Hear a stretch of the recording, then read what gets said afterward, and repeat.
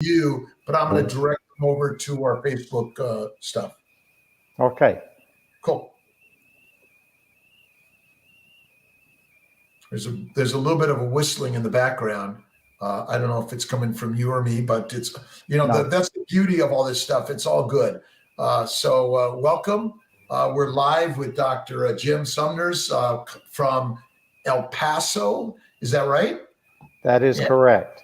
And we're going to talk about cerclages and prematurity and recurrent pregnancy loss and the effects of all of this. For my Instagram people, we got Dr. Sumners. It's Sumners, correct? I want to make sure I have it correct. You have it correct. Some people say Kiltz and it's Kiltz, but either way, they can call me AQU anyway. But we're going to be talking about prematurity and repetitive losses and transabdominal cerclage. So why don't you sort of tell us a little bit about yourself and how you got down to El Paso? Well, the recent move to El Paso was to join the department, Dr. Reddy at Texas Tech and the medical school here at the Paul Foster Medical School was encouraging to me that we could attack extreme prematurity, particularly, and second trimester pregnancy loss, and do it from several different viewpoints. The most visible, it seems, is the abdominal cerclage surgery that I do, where I see people from all over the country because they're frustrated with pregnancy loss. They're frustrated with having babies born at extreme early gestational ages and risking death and long-term damage. I'm no longer a handsome 24-year-old, and so I have to be satisfied with experience. And a lot of people don't mind talking to and working with someone who's been around for a few years. I think there's value in that for all of us, and we've spent many years learning and honing our trade and understanding the things that we're really good at.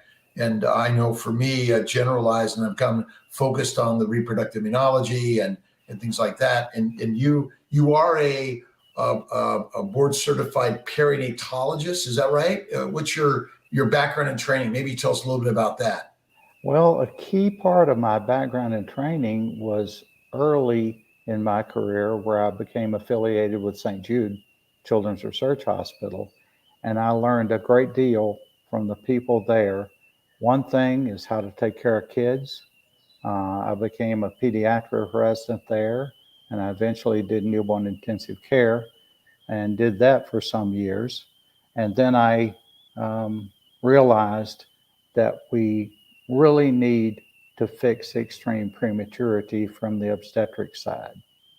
Our colleagues in newborn intensive care, where I was, do a great job, but they're limited by their ability to work on kids who've been protected from extreme premature birth. And the pediatricians, the neonatologists can't do that. We have to step up from obstetrics.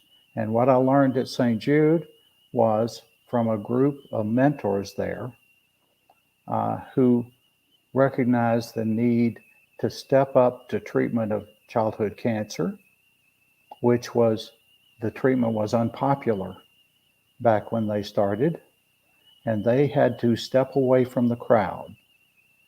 And that's what we're doing, is stepping away from the crowd to treat and prevent extreme prematurity and, secondly, second trimester loss. And tell us a little bit about the who you're looking at that you think really needs these cerclages, and why do we? First of all, I guess the question is, why do we think that it's so common today? Do you think it's more common today than it has been in the past? Not necessarily. Mm-hmm. I think it has been poorly recognized. We were fortunate in one thing we did that gives us a current observation that tells us that some people are different about presenting with early losses and extreme prematurity. I began in 2002 because of some experience I'd had and because of the frustration with extreme premature birth in triplets. And I began to offer them abdominal cerclage. By 2013, we published our data on that, which showed that the extreme prematurity, birth under 28 weeks, was reduced from 13% to 2% and now less than that by placement of a prophylactic abdominal cerclage. Now that's remarkable because it tells us that something is happening at the upper cervix. And more recently, now I've done and managed 131 patients with triplets who had abdominal cerclage placed prophylactically. And one of my colleagues who helps take care of patients in the hospital, he pointed out to me that these patients weren't coming in with preterm labor. Now, that's remarkable because it seems that all triplets back in the 90s at least presented with preterm labor. And that's what made them show up with very early deliveries. Now we're typically delivering triplets at maybe 32 weeks if they have preeclampsia, which precipitates it, but more commonly between 34 and 37 weeks. And they do quite well. And this is a distinct difference because the abdominal cerclage is placed above the ligaments that attach to the upper cervix. It's different than any vaginal cerclage. Vaginal cerclages, sometimes people claim they can place them really high. And I have to say that that's not really pertinent because you have to place them above the cardinal and uterosacral ligaments, which are the ligaments that attach to the upper cervix. And if you do that, then the failure rate with abdominal cerclage is well under 5%. The failure rate with vaginal cerclage is probably 10 to 30%. And the failure rate with medical treatments for people who already have cervical incompetence demonstrated by prior pregnancies, the medical treatments are not very successful at all. So I tend to advocate, at least if you think it's cervical incompetence, a weak cervix, utilize a very low risk procedure at the minimum, which is the vaginal cerclage. And some patients will do better and will be more successful with an abdominal cerclage approach. We demonstrated that the abdominal cerclage is not a dangerous procedure, which is a common misconception, and published that, I think 2011, something like that. And the first 300 I did during pregnancy. And now with over 1,000 patients we've operated on, we still find it's a very low risk procedure. The things that people worry about, the doctors worry about, is that it can produce a lot of bleeding during the surgery. I have been very fortunate that I've encountered need for transfusion rarely. Over 1,000 patients I've operated on, 5 patients required transfusion. That's a pretty low number.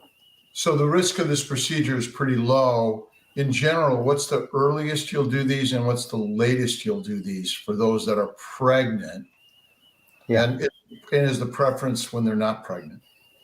Yeah, I prefer to do them somewhere between 12 and 14 weeks, and I'll cheat a little bit on the either side of that. On the early side, patients really want surgery done as early as possible. The difficulty with that is that naturally occurring losses are more frequent prior to 11 weeks. And what I mean by naturally occurring losses, these will be the babies where the baby itself has a problem that limits its survival. And these will be frequently chromosome abnormalities that limit survival.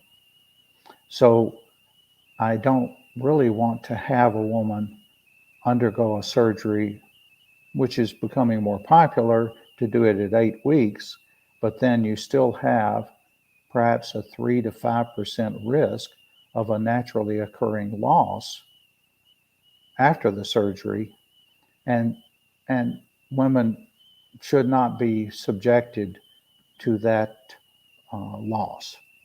Women, as you know, Rob, you know that women feel responsibility for everything negative that happens in a pregnancy. Mm-hmm. And I try to tell them every time I encounter them that they are not responsible for their cervix. They may have been in the wrong line when they were an embryo, when they got into a line to get a cervix and a uterus, and that's the only responsibility you could say. But we can't blame their mothers, because how do you decide which line you're getting into when you're pregnant to get a cervix or a uterus? That's Which silly. is one of the biggest problems. We don't really know who is at greatest risk, and our ability to define them and diagnose them is poor. I mean, my sense is it's still some inflammatory process that is caused by the wrong diet. That's where I always go to, and yet why some people get it and other people don't. That's the mystery to all of this.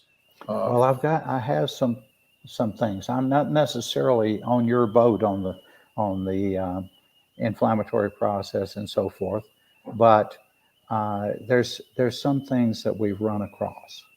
A guy named Professor Andrew Shannon tabulated some things. He's in London, and he tabulated some things that are associated with manifestation of cervical incompetence, which I think is the largest cause of both extreme prematurity and second trimester loss. And he tabulated that, first of all, a patient who undergoes a cesarean in their first pregnancy because of an obstructed labor. Basically, they can't push the baby through, they undergo a cesarean. They have a higher instance of manifestation cervical weakness in a subsequent pregnancy. The other things are that every patient who is pregnant needs to have a careful look at their cervix with at least a vaginal speculum exam to make sure there is not obvious damage to the cervix. And this could be from a prior delivery where there's a laceration up and down the cervix all the way to the end of it, or they have other damage because of shortening of the exocervix and maybe even the middle part of the cervix due to procedures done on their cervix to interrupt the precancerous process. The third thing that we ran across, I think it's the third thing, or maybe I've lost count, but the other thing we ran across just serendipitously is that I thought the cervix was small in some patients. And so we did a study where we looked at a group of patients who were totally normal in their subsequent pregnancy, and another group of patients who came to me with what I call congenital cervical incompetence. In other words, they didn't have any previous procedures, they didn't have anything damage to their cervix from extraneous means, and they didn't have other abnormalities of their uterus. And we looked at the front to back diameter of the upper cervix. We found that those who manifested congenital cervical incompetence had a distinctly smaller front to back, anterior-posterior diameter of the upper cervix. We need to follow that up. That's going to require another look, and maybe I have to partner up with some people in reproductive endocrinology and fertility to get that done, to get a wider, larger group looked at. But that needs to be looked at. There's so many questions here, and I know there's a lot of people suffering out there. We're going to take a few questions, and again, for those that are joining us today, it's Dr. James Sumners, El Paso, an expert on cerclages, transabdominal. Been doing them for years. Amazing expertise. We're on both YouTube and Facebook primarily. See My Fertility, and then also our Instagram. Come on over to Facebook, YouTube. But Audrey has a comment questions that, if I may, she lost twin girls at 24 weeks last month. How do I know if it was preterm labor or incompetent cervix? Only felt contractions for about an hour, 15 minutes apart before going to labor delivery. Was dilated 5 centimeters with bulging bag. Held off for 2 days at the hospital before dilating completely. 36 years young, leaped 10 years ago, 4 rounds of IVF to get pregnant, did not have a transvaginal. And the question is, would a transabdominal cerclage, or maybe you could comment about that. Thank you, Audrey White, for your question. Well, Audrey, I'm sorry that happened to you, and you did not participate in that loss. You were a victim, and your children were victims of that loss. But you didn't cause it. I see a lot of patients in this circumstance, and some of them are told, well, that was probably because of the twins. Let's just see what happens in the next pregnancy. Well, that only happens in that sort of thing with extreme prematurity or second trimester loss only occurs at somewhere between 4 and maybe 8 or 10% of twins. So it's a minority of twins. Twins did not cause that, okay? But the cervix being weak will cause it. And the twinning exacerbates it somewhat, but it'll still happen. So I see a lot of people in that circumstance, and I think that they need to have a clear view that their big risk is the cervical incompetence and any subsequent pregnancy, and that they have a choice of maneuvers. Progesterone has been utilized in the last 20 or 30 years, and I think that that's a reasonable thing to do. I suggest that vaginal progesterone treatment from 16 to 34 weeks is a reasonable thing to do, but I don't think that's going to fix cervical incompetence. The choice then is 2 surgical procedures. The surgical procedure that is more common is the vaginal cerclage, which basically holds the cervix closed from about halfway up the cervix, but usually the upper cervix will dilate down to the cerclage, and they are at risk of failure of that cerclage. And the risk is probably somewhere 10 to 30% with a prophylactic vaginal cerclage done somewhere in the 11 to 15 week range. So you have that sort of loss. It's a very low risk surgical procedure if it's done prophylactically. And that's why I say, if you think about it and you're not sure about the cause or whatever, at least that is an approach. The second approach is the abdominal cerclage, which has a failure rate under 5% for the pregnancy after 12 weeks. And the risk associated with that procedure is what I was talking about.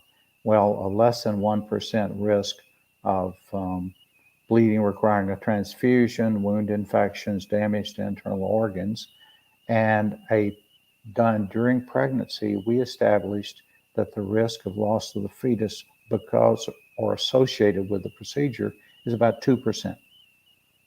Okay? Now, when you're making medical decisions, you not only look at the procedures available, the risks of the procedures, but the value of the outcome. Now, that's where, unfortunately, a lot of doctors, it seems, are not on the same page with the patient for the value of the outcome. I've heard so many patients say, my doctor told me, well, we'll see what happens, or we'll do a vaginal cerclage in this circumstance. And particularly if they've had a failed vaginal cerclage before, and we'll see how it happens. And if you have another loss, we will consider the abdominal cerclage. Patients are not really on board with that assessment of the value of a baby. Okay? If you lose another baby, then we'll do something that's more serious.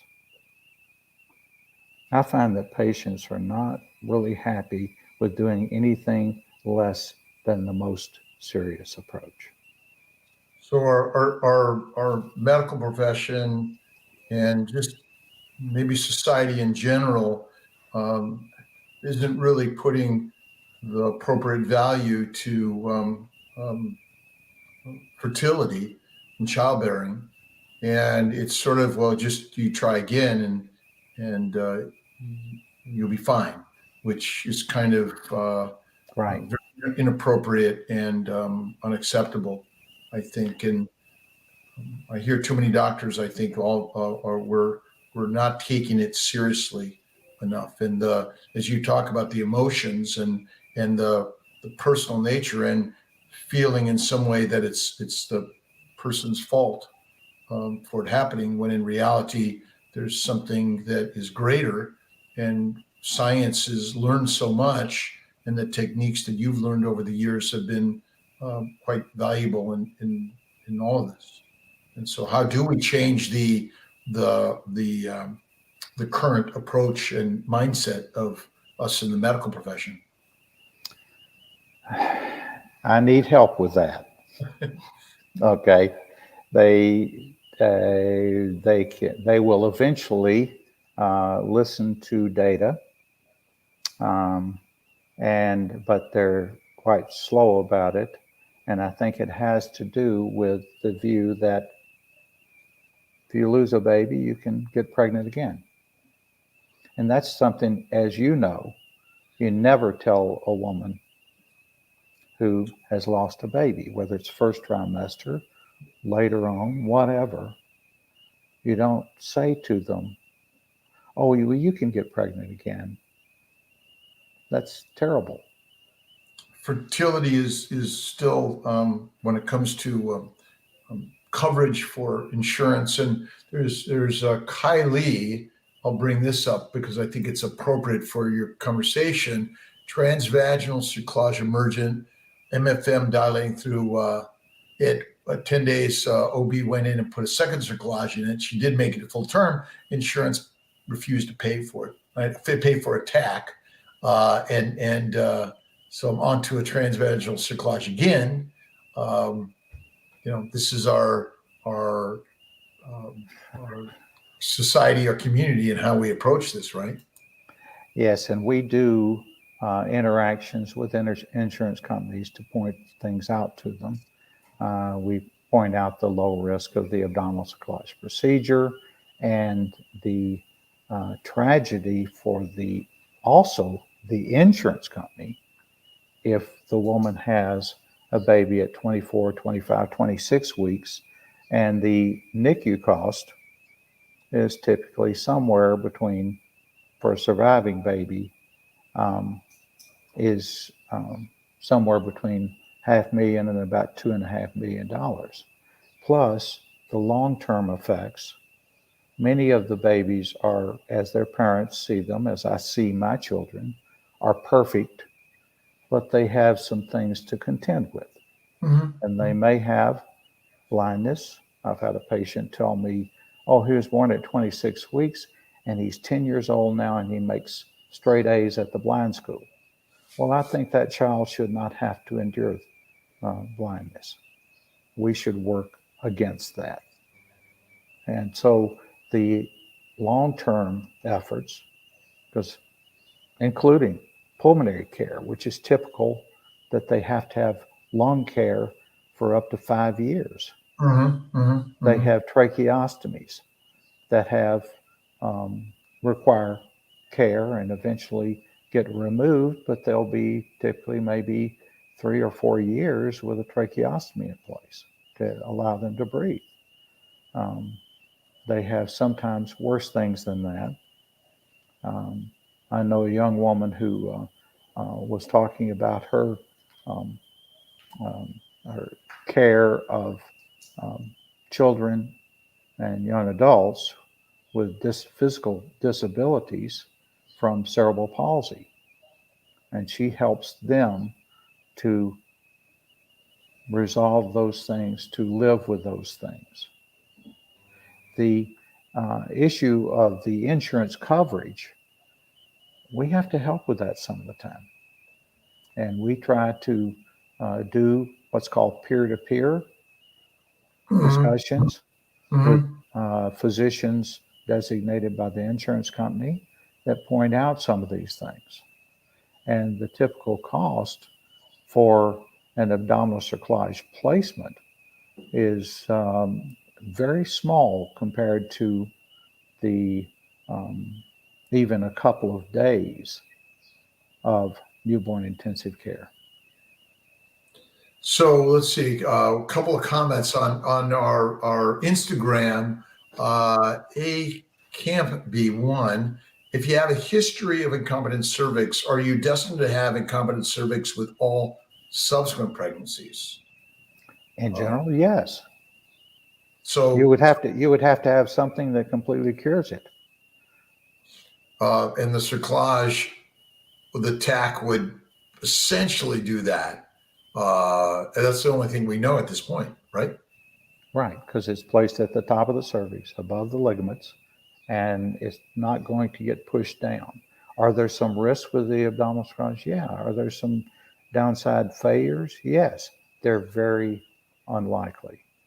How long does the procedure take when you're doing a tack? Are you doing it robotically, or are you doing it? How are you doing that transabdominal cerclage?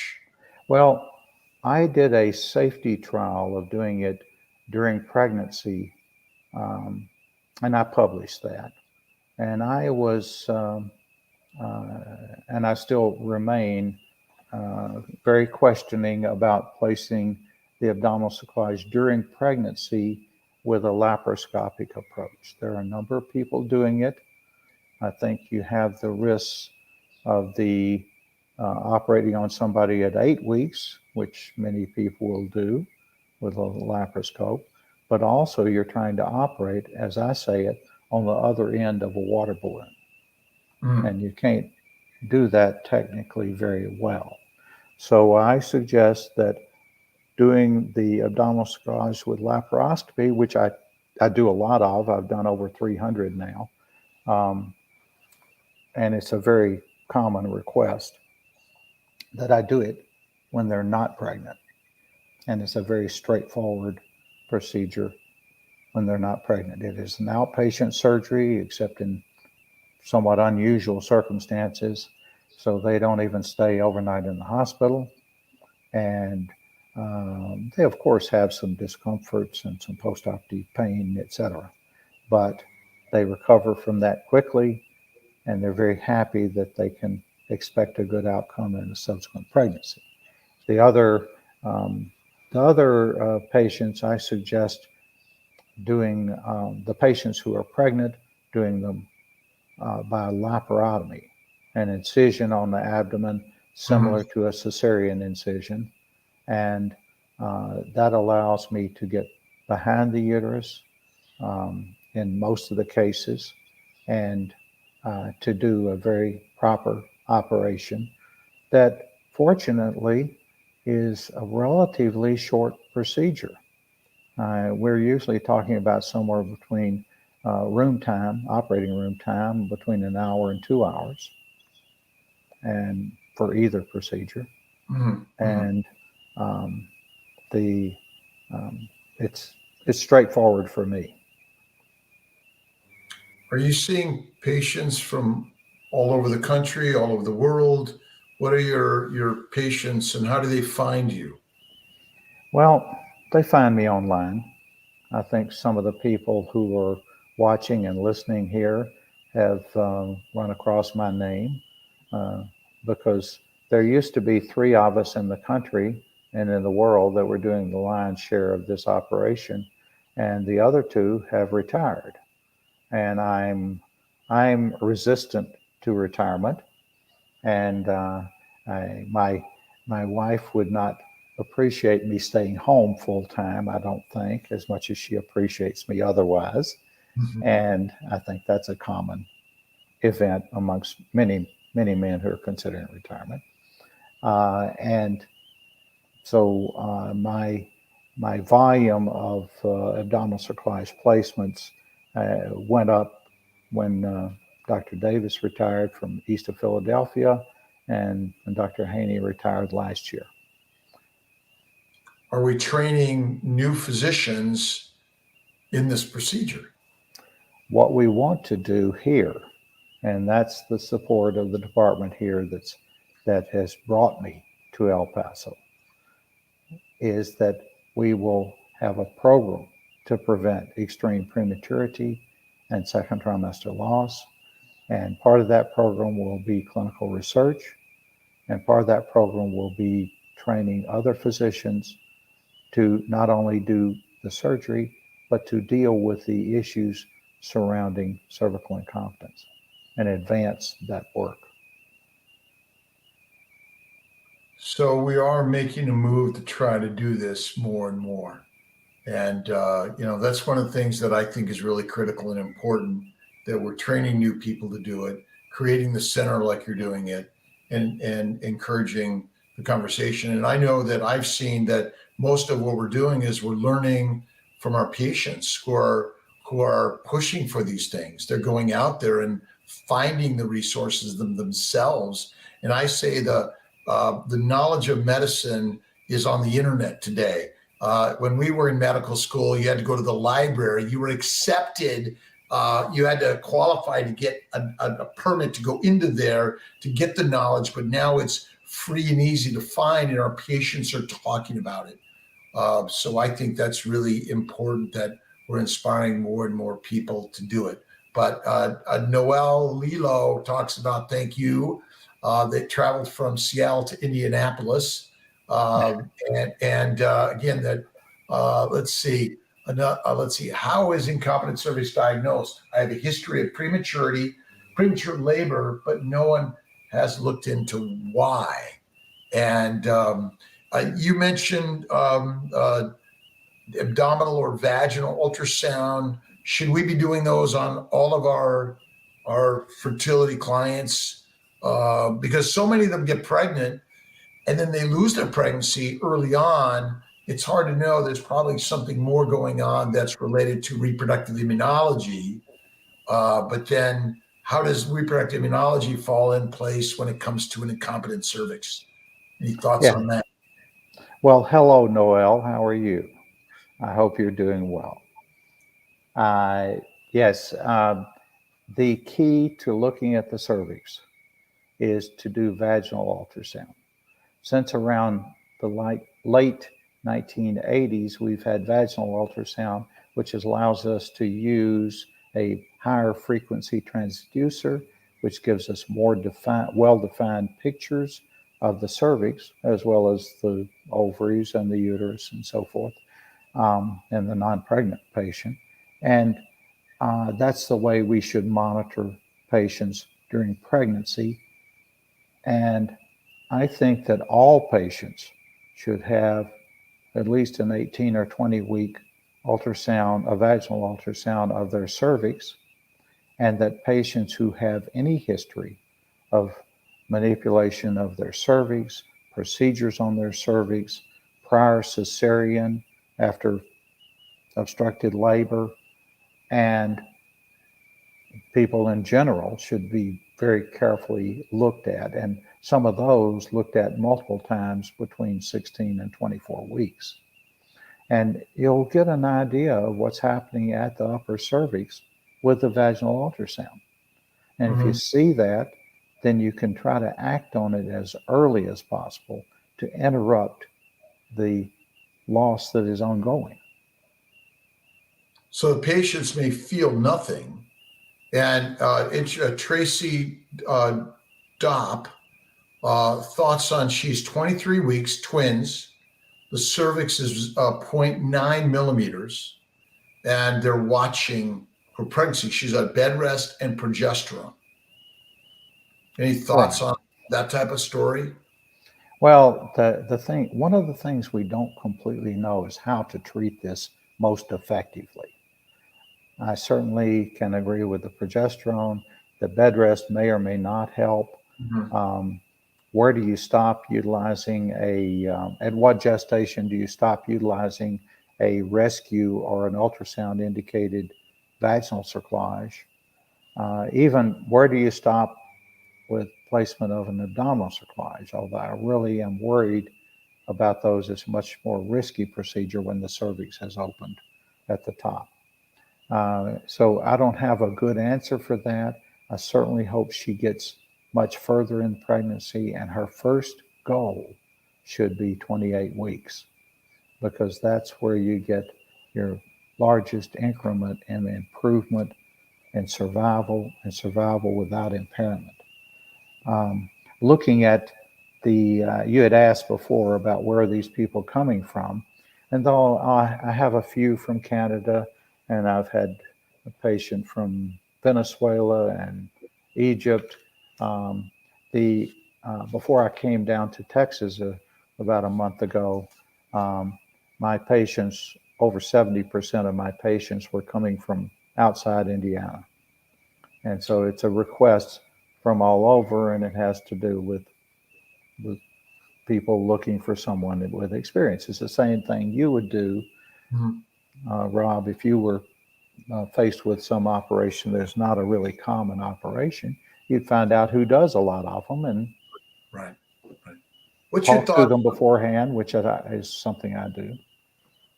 Let's see, Zara Ambros. I had a failed cerclage 4 months ago, 22 weeks.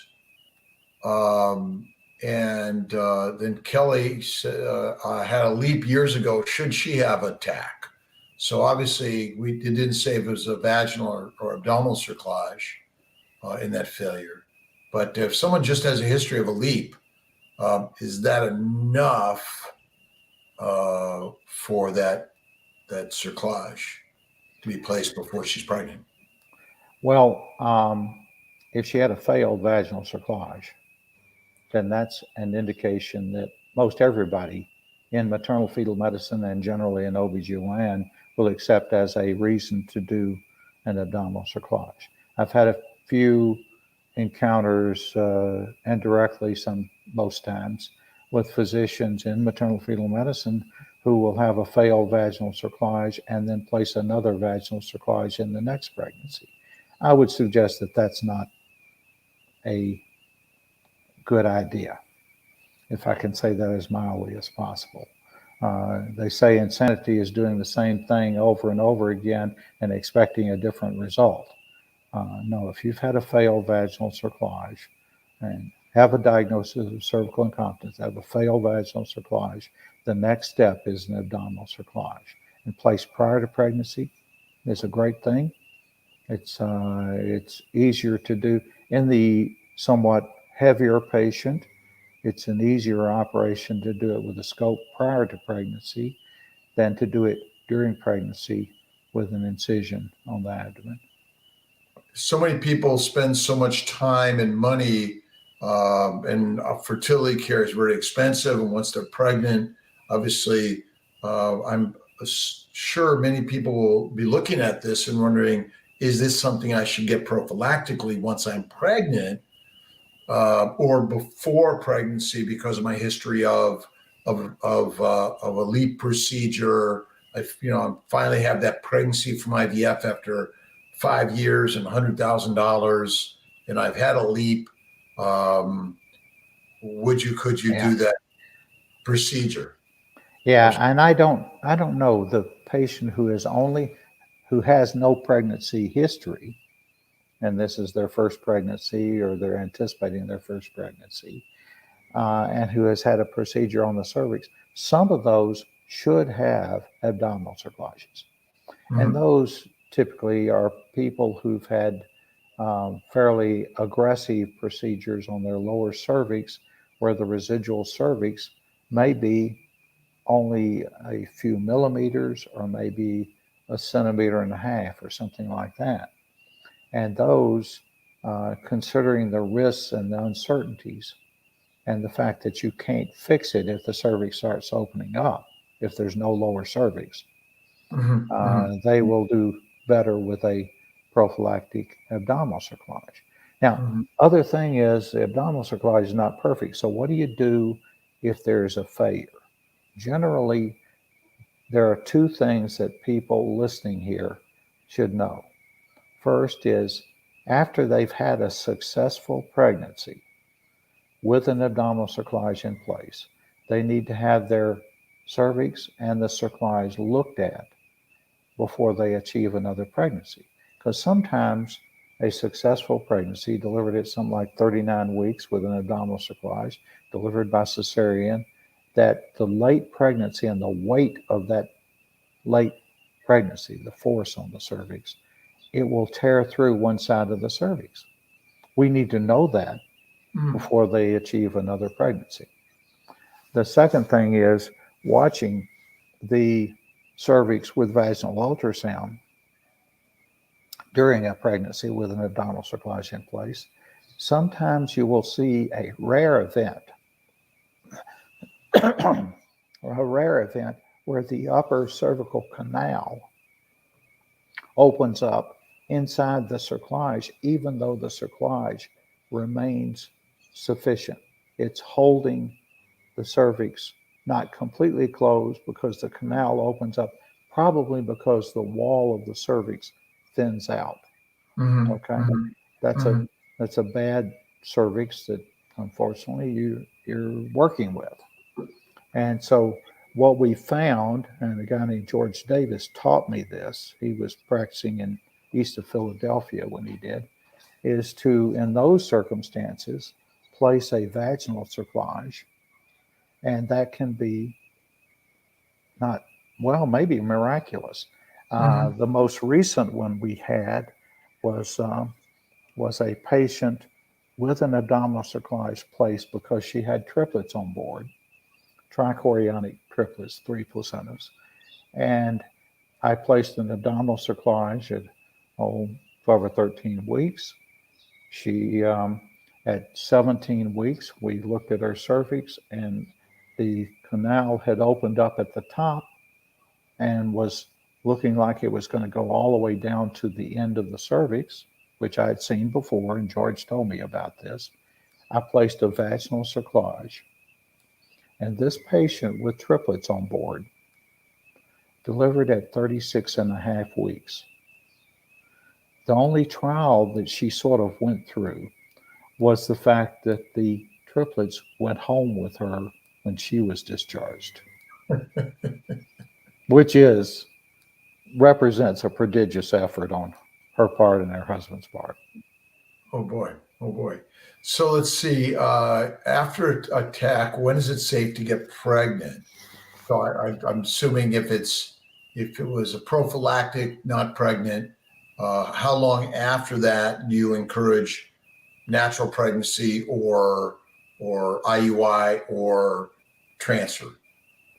Well, in terms of the patients that are seeing doctors like you who are trying to achieve pregnancy through assisted technology, then I ask them to check with you, because that's a complex issue of when they ovulate, what part of the cycle you want to do a transfer, things like that. Otherwise, I ask them to please not try to achieve pregnancy in the parking lot of the hospital before they leave. So they don't have to wait, essentially. Right. It's there. It's a barrier that's going to help them from the moment that it's put in there.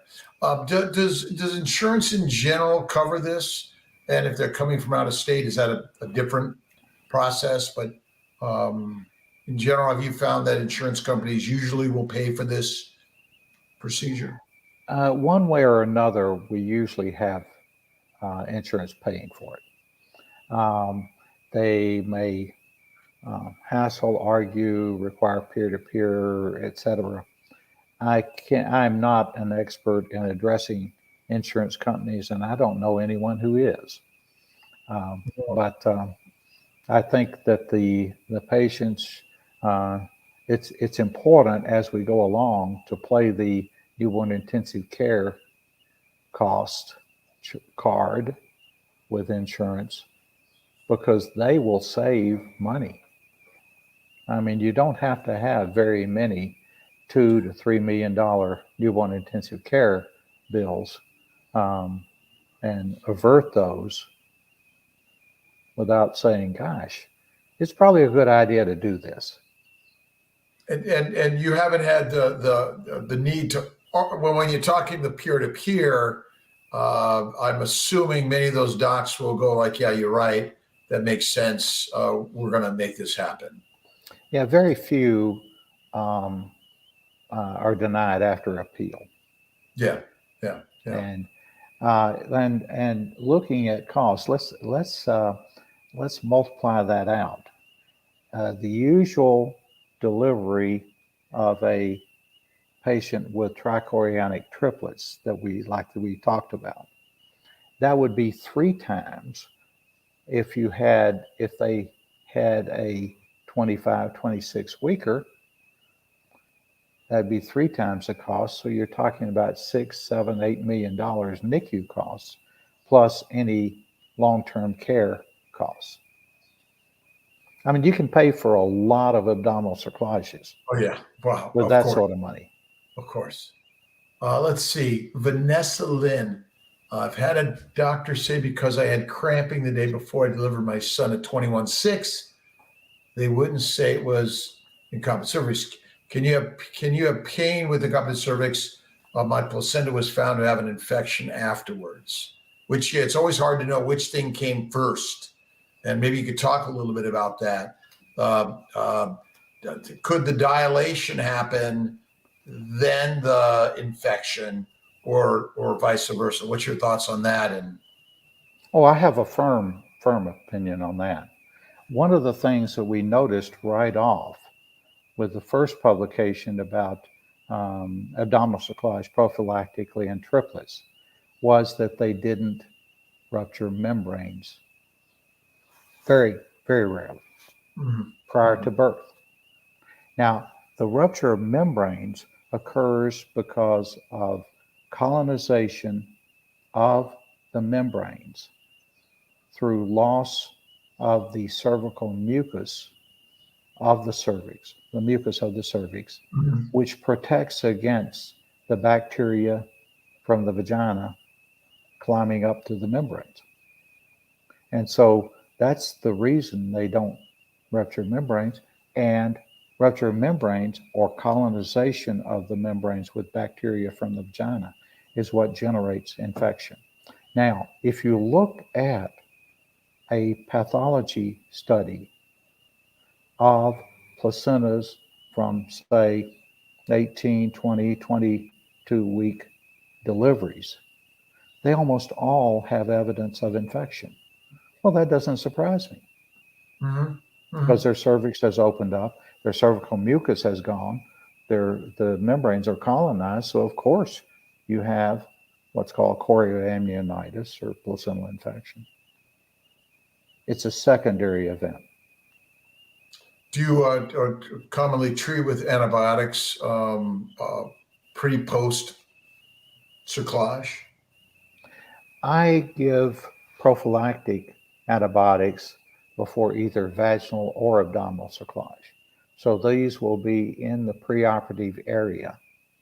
They will get a dose of intravenous antibiotics. That's commonly done, as you know, in obstetrics and gynecology for a variety of operations, including cesareans. And it seems a logical thing to do. I don't have any proof that makes a difference one way or another. Lucy Clemens asks about private pay costs. If she has no insurance coverage, they won't cover it. Does your hospital or program provide a self-pay discounted rate for any reason? Do you know? Yes, the hospitals will give a discounted self-pay rate. We are working with the hospital administration here, because I've only been here a short period of time, to get to exactly what that comes down to. In Indiana, we had a specific cash pay rate. And when you're doing these abdominal cerclages, do you ever note endometriosis? And you guys ever treat it? Kelly D asked about whether or not you're able to treat it at the same time. And my question is, are you noticing more endo or in these cases at all? I don't know that it's more. As you know, many people undergo laparoscopy to diagnose endometriosis and to treat endometriosis that's known, to alleviate symptoms. And when I see endometrial implants, I often will treat those with electrocautery during the process. So if you see it, you treat it while you're there, but not necessarily seeing it anymore. Let's see. We'll get tacked on. We decided to give. So we kind of answered most of those. Do you have any other thoughts and ideas that you wanted to share with our viewers today on how about incompetent cervix, cerclage, extreme prematurity, ways that we can approach that, and things that they may be able to do to help their practitioner understand what they're going through and direct them into some treatments? I think education is very important. Education of the physicians is very important. The patients are already educating themselves, and they usually have more information than the physicians they're seeing, just because it's not a common thing for them, many of them, to even talk about cerclage efficiency, and transabdominal cerclage. But I think what I do with each patient within the day or a couple of days after I operate on them, I call their physicians, their OBGYNs, their maternal fetal medicine, and their REI, infertility doctors, and talk to them about what I do, pitfalls, make sure they have the contact information. If they run across something that goes on with the pregnancy, they can call me, and we'll design a treatment that individualizes to that patient. And I think that's the level of education we're working with right now. Other things that we can do have to do with publications, and so far I've found that not as many people who are reviewing journal articles for publication in the United States are on the same page with me compared to, say, the people in London. Mm-hmm. But we've got to keep going at that. Yeah, we can't stop educating and learning new and different things in this process. And the social media, which is crowd-based knowledge, and these opportunities to talk to people with your caliber of expertise and knowledge is very important. And I'm thankful to all those that have joined us today, and bringing more and more to everyone. So I'm going to say thank you, Dr. Sumners, for this conversation today.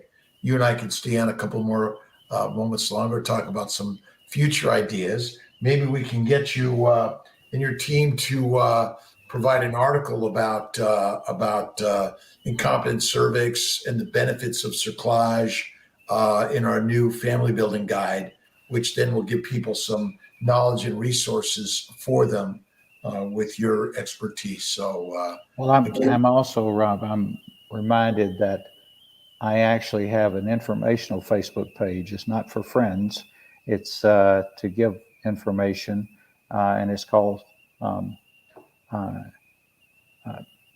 cerclage, cervical insufficiency, and transabdominal cerclage. And also, many of the patients that have come on and asked questions have availed them of the information that is often helpful on the what's called Abby Loopers Facebook page. Thank you. So there's so many resources out there, and we're grateful to everyone for joining us today. And I'll see you guys next week.